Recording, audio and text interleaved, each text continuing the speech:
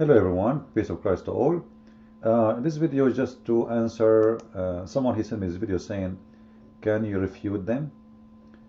For sure we can refute any Muslim claims, especially those who speak about miracles in the Quran, because they are nothing but a scam.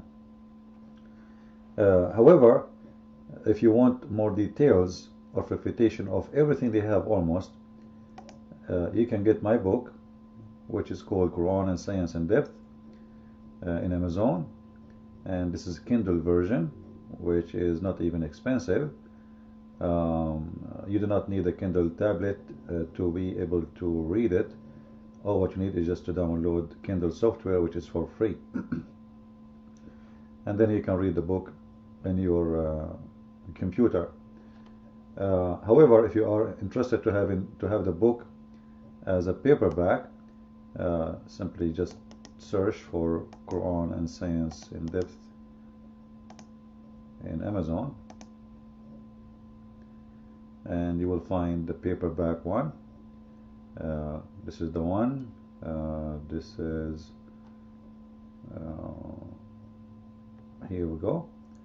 This is the paperback, and this is my other book actually, The Deception of Allah, volume number 1. However, those both, they complete each other. So if you want really to have a good, like let us say, a treasure of information, I advise you to read both of them, because both, they complete each other. Actually, the book, it was supposed to be one book, but because it became so huge, so I have to divide it to two.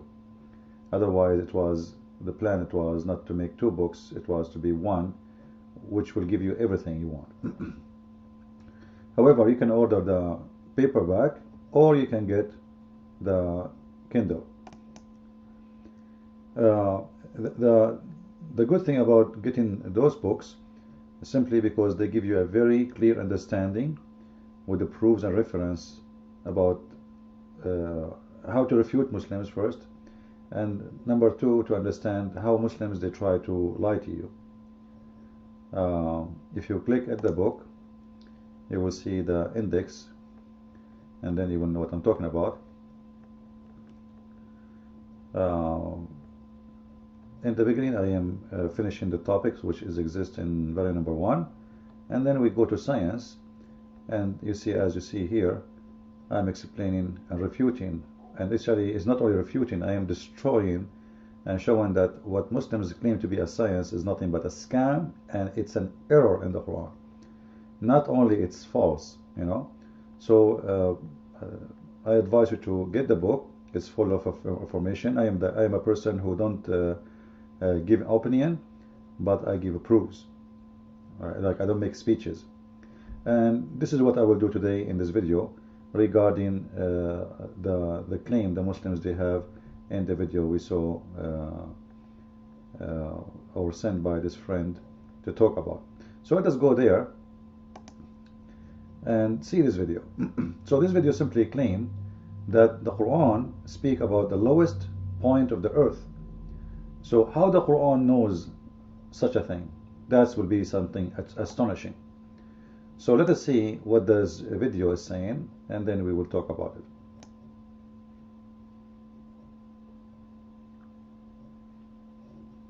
Allah is talking about the Romans. They were fighting with the Persians, and Romans lost, and the Persians won by the Dead Sea coast, like what is modern day Israel, Philistine, that area, right?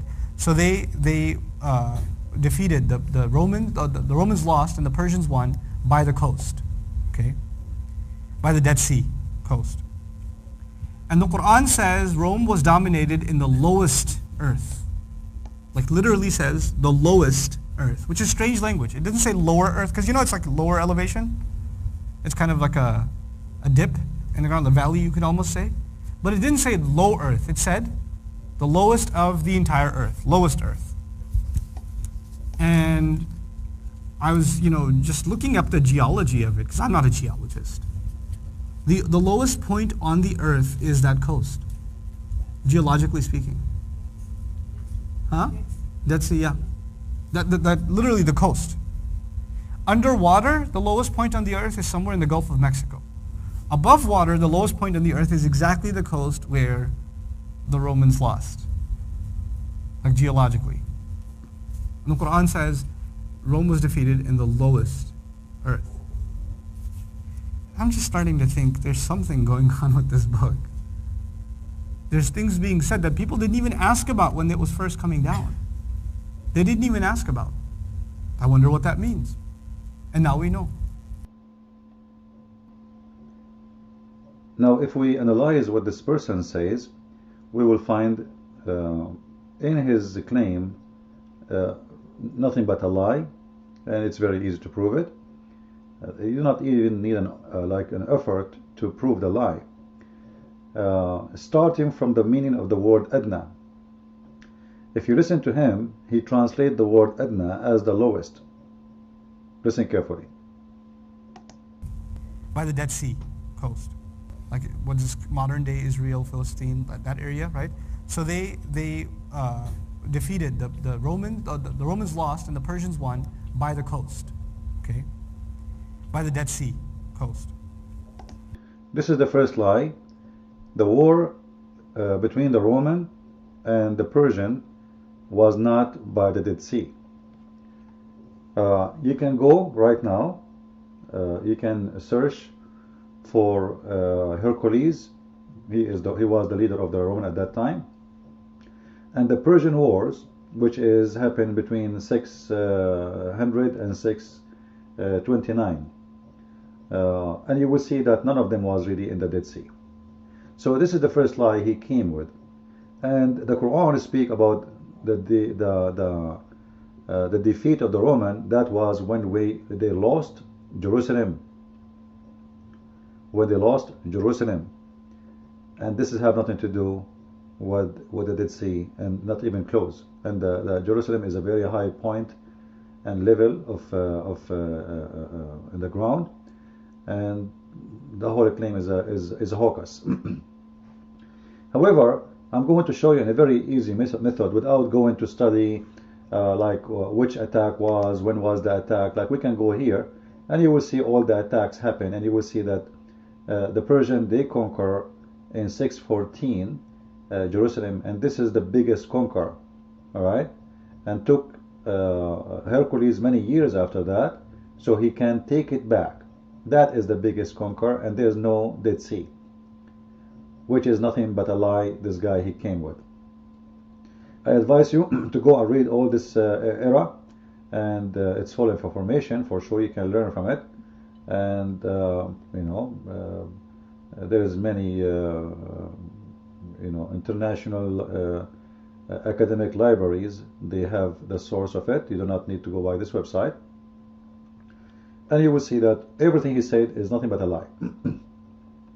However, I'm not going to go in details as what he mentioned, because I mentioned that in my book, Quran and Science.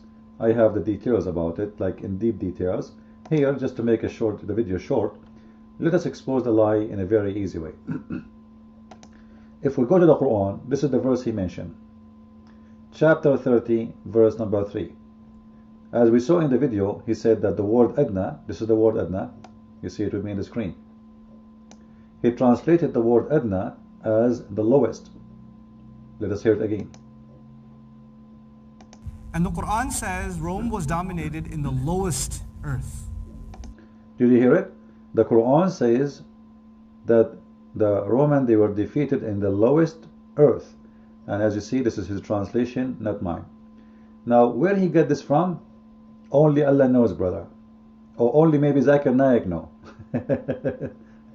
If we go to the Quran and you click at the Muslim translation, not my translation, all right, you will see that the word lowest does not exist. The word adna means the nearest land, not the lowest.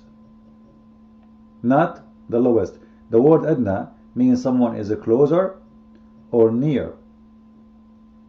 All right. Like the more he is near to something, we call him adna. It can be a person, it can be a territory, it can be anything. All right.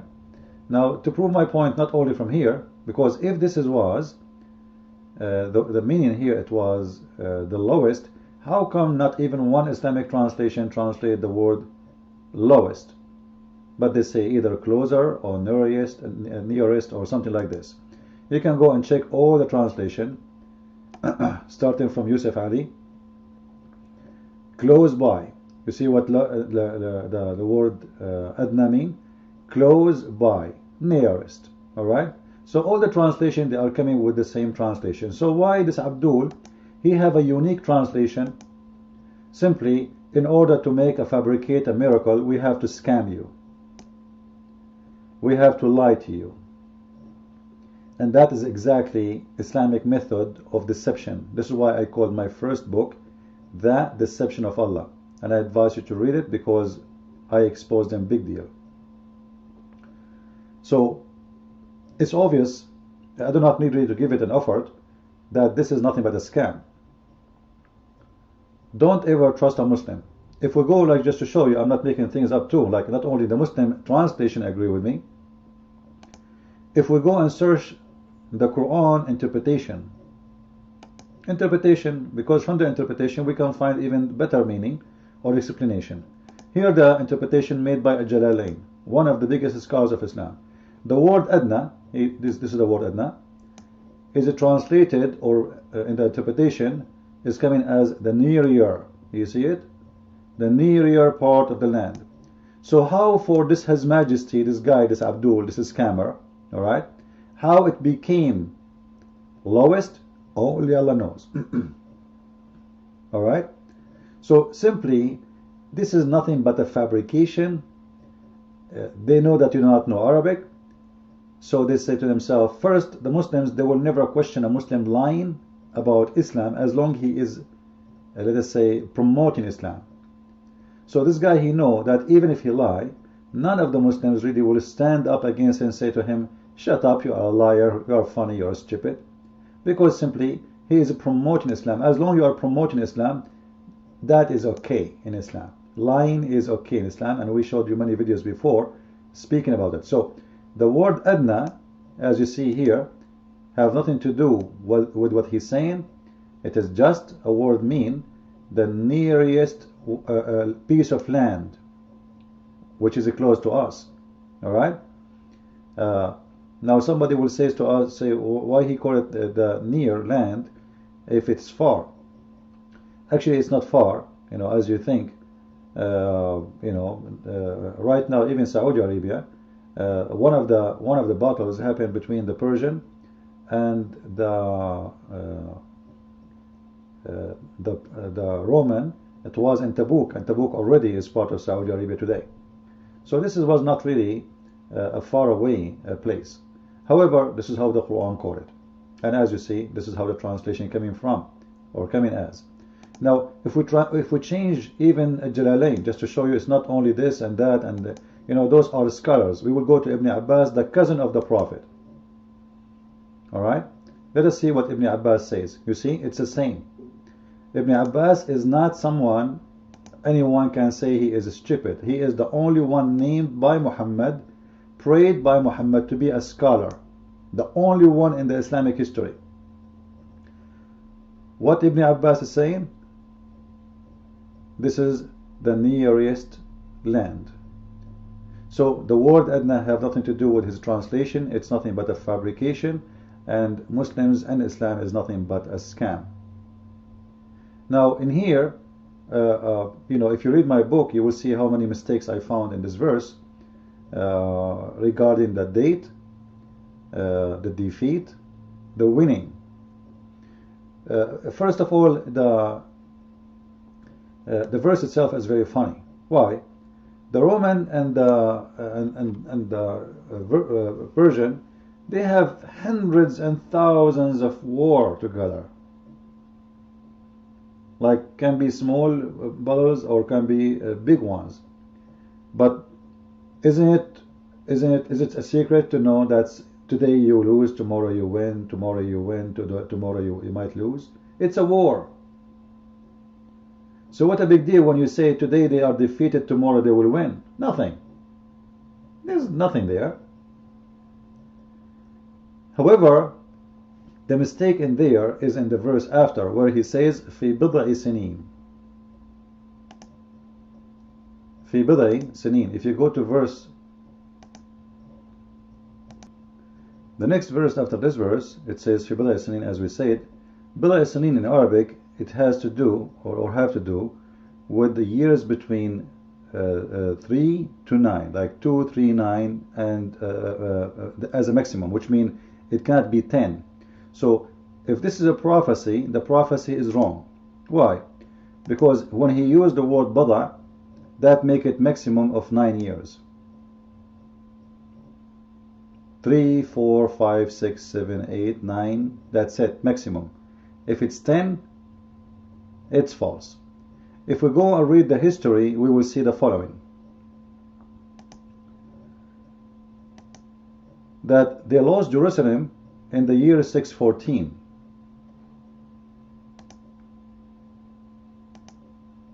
Alright? 614. And this was a defeat. They were defeated. Alright? So the Roman, they are like, that's it. They give up. They lost all their army, and they backed down, and it took them many years to prepare themselves to attack again. And then when they attack again, it was many years after. Alright? You will see with me here that in the year, if we go with me here, you will see that the Roman, they were not able to get Jerusalem at least until 626. And actually many sources says that he was able to return the Holy Cross to Jerusalem a few years after. So, but the major defeat can be considered as at least 626 or 627. And when Muhammad made this false prophecy, he said, the Roman, they were defeated, but they will defeat in a few years, as we read, which mean in less than 9 years. So as long as they were defeated in 614, as we see here, this is when they were able to take Jerusalem, and he was not able to come at least to 626 or 627 and gain Jerusalem back. That will make it between 12 to 13 years period, which make it a false prophecy, because as we said, the word bada, mean a few years between 3 to 9 only. 3 to 9 only. It can't be 10, it can't be 11, it can't be 12, etc. So again, this is a very clear false prophecy Muhammad he came with. So don't listen to Muslims' lies. Always use your brain, and don't ever trust a Muslim. It doesn't matter what he's saying. Even if he's saying to you he's wrong, there is something fishy behind him saying he is wrong. He will not say, a Muslim, he will not admit that he is wrong. A Muslim, he will not be honest, because we showed you many times in the Quran that Muslims are allowed even to take false oath. And this is one of the verses, chapter 2, verse 2 to 5. You can click at any translation. You will see that Allah will not take Muslims accountable for making false, untruthful oath. Allah judge Muslims by their heart, not by what they say. So a Muslim, he can lie to you, he can even take an oath, as long your intention in your heart is not what you are saying. So the intention for a Muslim when he take an oath or false oath for you is to defend Islam. Therefore, Allah will not take him accountable for what he said. Alright? He can take an oath which is not truthful, simply because he is defending Islam. Because in his heart, his intention is not really to lie as much it is to protect Islam. So don't ever trust a Muslim even if he take an oath, because every oath Muslims they take, when a Muslim he take an oath, it's mean he is lying to you. It's a solution to convince you of their lies. I hope you did enjoy this video. Spread it, share it, and feel free to post it everywhere. And don't forget again to read my books, Quran and Science in Depth, and you can get from Amazon, or you can get The Deception of Allah, which I advise you to read both of them. Thank you very much. Christ is Lord, Islam is false. Amen to that.